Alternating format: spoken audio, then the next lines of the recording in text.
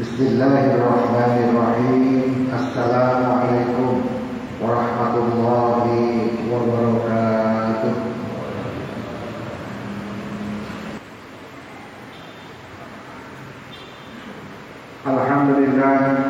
Alhamdulillahilladzi nahmaduhu wa nasta'inuhu wa nastaghfiruh wa natubu ilaihi wa nastahdihi wa natawakkalu alaihi wa na'udzu bihi min shururi anfusina wa min sayyiati a'malina. May yahdihillahu fala mudilla lahu wa man yudlil fala hadiya lahu. May yahdihillahu fala muhtadi wa man yudlil fala hadiya lahu waliyyan mursyida. May yahdihillahu fala muhtadi wa man yudlil fa ulaika humul khasirun. Asyhadu an la ilaha illallah wahdahu la syarika lah wa asyhadu anna Muhammadan abduhu wa rasuluh. Allahumma salli wa sallim wa barik ala sayyidina Muhammadin wa ala alihi wa ashabihi wa man tabi'ahum bi ihsanin ila yaumiddin. Ma'asyiral muslimin, usikum wa iyaya bittaqwallah faqad faza muttaqun. Wa qala ta'ala ya ayyuhalladzina amanu taqullaha haqqa tuqatih wa la tamutunna illa wa antum muslimun. Hadirin sidang jamaah Jumat yang rahimahullah, kita mendapatkan kenikmatan yang sangat besar yang harus kita syukuri bersama, adalah kenikmatan iman dan kenikmatan Islam. Kenikmatan iman ini harus kita jaga, karena yang namanya pada kondisi sekarang ini banyak sekali fitnah harta, fitnah ambisi, keserakahan dan sebagainya. Sehingga fitnah yang besar itu sangat mempengaruhi keimanan kita. Di sisi lain, berbagai macam bentuk syahwat serta syubhat menyebabkan beragama itu adalah serasa asing. Oleh karenanya, orang yang berpegang teguh kepada keimanan harus serius dan sungguh-sungguh.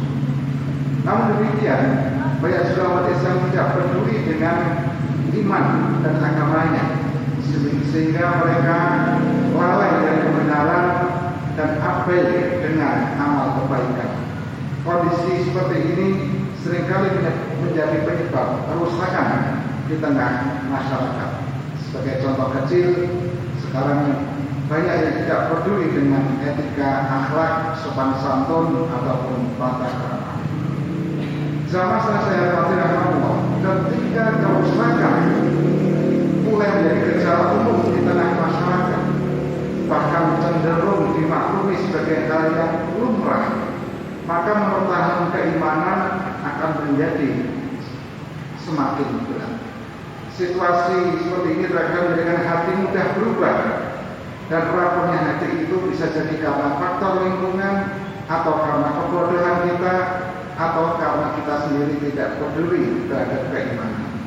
Rasulullah SAW pernah mengingatkan kepada kita, sesungguhnya iman manusia itu lebih keras guncangannya daripada periuk ketika airnya mendidih. Itulah kenapa keimanan itu letaknya di dalam hati, di mana hati adalah dalam bahasa Arab arti disebut dengan qalbun. Qalbun itu artinya sesuatu yang mudah berbolak-balik. Sehingga keimanan di dalam hati kita itu juga demikian, tidak stabil, yazidu wa yanqus, kadang naik, kadang turun, dan mudah berbolak-balik. Sehingga menguatkan keimanan itu membutuhkan keseriusan dan kesungguhan bagi setiap muslim.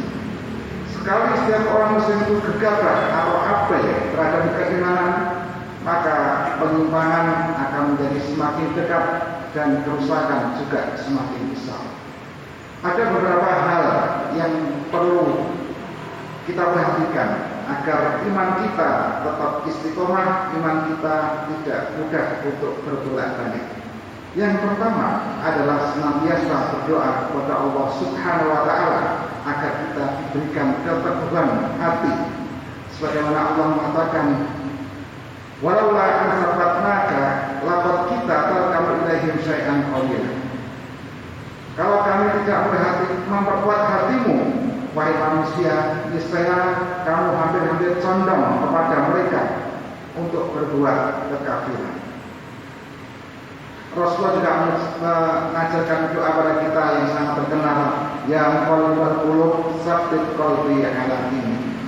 Ya Allah yang muqallibal qulub, yang sering membolak-balikkan hati, tsabbit qulubana ala taatik.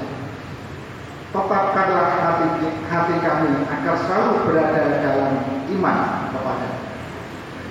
Yang kedua adalah beriman kepada Allah dengan keimanan yang benar, yaitu sesuai dengan kemampuan kita masing-masing.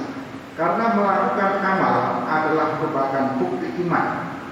Menjauhi amal-amal yang dilarang oleh Allah adalah juga bukti keimanan. Pendek kata bahwa ketika kita beriman kepada Allah, maka kita harus haqqatu taqwa. Beriman atau bertakwa dengan sebenar-benar takwa adalah dengan melaksanakan perintah Allah dengan sebenar-benarnya, maksudnya adalah sesuai dengan kemampuan kita. Kalau mampu kita 100, ya kita kerjakan 100. Kalau mampu kita 90, ya kita kerjakan 90. Kalau kita hanya mampu 50, ya kita kerjakan 50. Sesuai dengan kemampuan kita masing-masing.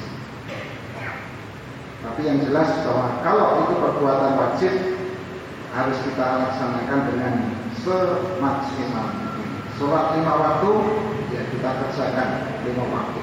Tapi kalau kaitannya dengan zakat, kalau kita memang belum bisa melaksanakannya, belum sampai besok kita tidak diwajibkan zakat. Kalau kita belum mampu menunaikan haji, juga tidak ada kewajiban kita untuk menunaikan. Tapi dalam hal yang lain yang kaitannya dengan ibadah non materi, maka kita harus berusaha untuk menjalankan dengan semaksimal mungkin. Yang ketiga, agar kita diberi keimanan yang teguh, maka kita harus menjauhi segala bentuk dosa dan maksiat, baik yang besar ataupun yang kecil, baik yang nampak ataupun yang tersembunyi. Sebab dosa dan maksiat menyebabkan hati kita menjadi lemah dan iman kita juga menjadi rapuh. Akibatnya seseorang tidak lagi memiliki kekuatan dan keteguhan iman. Rasulullah SAW bersabda, hati-hatilah kalian terhadap dosa-dosa yang dianggap kecil. Sebab jika terkubur dalam diri seseorang, maka dosa-dosa tersebut dapat menghancurkan. Seorang penyair mengatakan, jangan remehkan dosa kecil, sebab gunung itu tumpukan dari batu-batu kecil. Dan yang namanya kemaksiatan akan membuat titik hitam di dalam hati kita. Setiap kita berbuat dosa, berbuat maksiat, maka akan ada titik hitam di dalam hati kita. Nuqtah sauda. Apabila dosa ini berkumpul dalam hati kita, dalam diri kita, maka di dalam hati kita akan banyak titik-titik hitam. Kalau ini tidak segera dibersihkan, maka titik-titik itu akan menjadi semakin banyak sehingga menjadi gumpalan hitam yang ini disebutkan dengan dalam Al-Quran adalah yang akan menghalangi hidayah, yang akan menghalangi petunjuk masuk ke dalam hati kita adalah karena dosa-dosa yang kita perbuat. Karena itulah kalau kita selesai atau tidak sengaja berbuat dosa, segeralah kita bertobat, beristighfar agar titik hitam itu segera hilang dari hati kita, sehingga ketika Allah memberikan petunjuk pada kita, memberikan hidayah pada kita, hati kita bisa menerima. Yang keempat adalah dengan merenungkan dan menghayati ayat-ayat Al-Quran. Sama yang berbagi dengan Allah, Al-Quran yang mulia merupakan alat peneguh yang paling utama. Al-Quran adalah merupakan tali Allah yang kuat dan cahaya yang terang. Siapa yang berpegang teguh terhadapnya, maka Allah akan melindunginya Siapa yang mengikutinya, Allah akan menyelamatkannya, dan siapa yang menyeru kepadanya akan ditunjukkan kepadanya jalan yang lurus. Karena itulah dengan kita membaca Al-Quran, itu adalah merupakan salah satu pelindung kita dari berbuat dosa. Yang kelima adalah faktor lingkungan. Sama seperti yang berbakti Allah, seringkali kita tidak dapat lolos dari godaan setan karena faktor lingkungan. Karena itulah kita perlu bergaul dengan orang-orang yang baik. Sebab salah pergaulan, apalagi sering melakukan kesalahan kemaksiatan, maka membuat kita menjadi terpengaruh berbuat maksiat. Nah, itu yang dikatakan salah seorang ulama, agar kita bermujalah sholihin, agar kita itu banyak bergaul, duduk dengan orang-orang soleh, atau dalam puji-pujian yang sangat terkenal, wong kang soleh kumpul.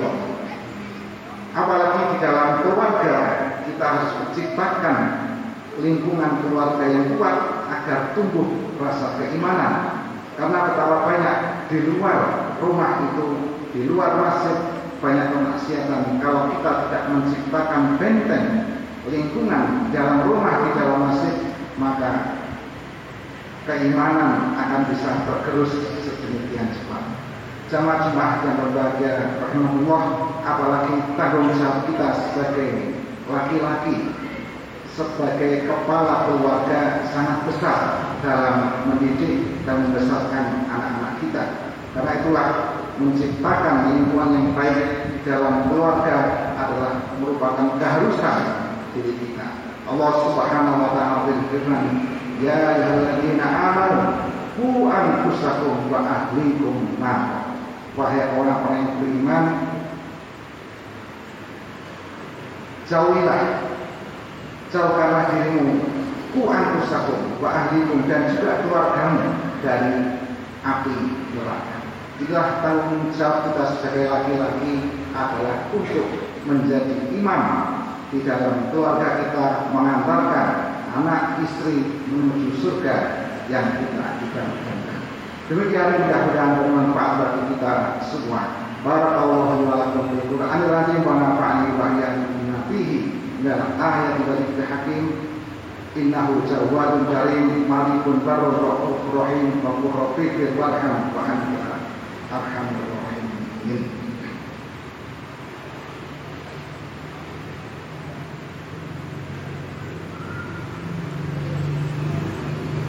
Alhamdulillahirabbil alamin, wa bihi nasta'inu ala umuri dunya wad din. Shalatu wassalamu ala asyrafil anbiya wal mursalin, sayyidina wa maulana Muhammadin wa ala alihi wa ashabihi wa man tabi'ahum bi ihsanin ila yaumiddin. Amma ba'du, fa ya ibadallah, usikum wa iyaya bi taqwallah. Ya ayyuhalladzina amanu taqullaha wal tanzur nafsum ma qaddamat lighad wattaqullaha innallaha khabirun bima ta'malun. Wa qala ta'ala, innallaha wa malaikatahu yusholluna 'alan nabi ya ayyuhalladzina amanu shallu 'alaihi wa sallimu taslima. Allahumma shalli 'ala sayyidina Muhammad abdika wa rasulika an-nabiyil ummi wa 'ala alihi wa sahbihi wa baraka wa sallam warhamna ma'ahum birahmatika ya arhamar rahimin. Allahumma ighfir lil mu'minina wal mu'minat wal muslimina wal muslimat al ahya'i minhum wal amwat innaka sami'un qaribun mujibud da'wat wa ya qadiyal hajat wa ya mujibas da'wat. Rabbana zalamna anfusana wa illam taghfir lana wa tarhamna lanakunanna minal khasirin. Rabbana hab lana min azwajina wa dhurriyyatina qurrata a'yun waj'alna lil muttaqina imama. Rabbana atina min ladunka rahmah wa hayyi lana min amrina rasyada.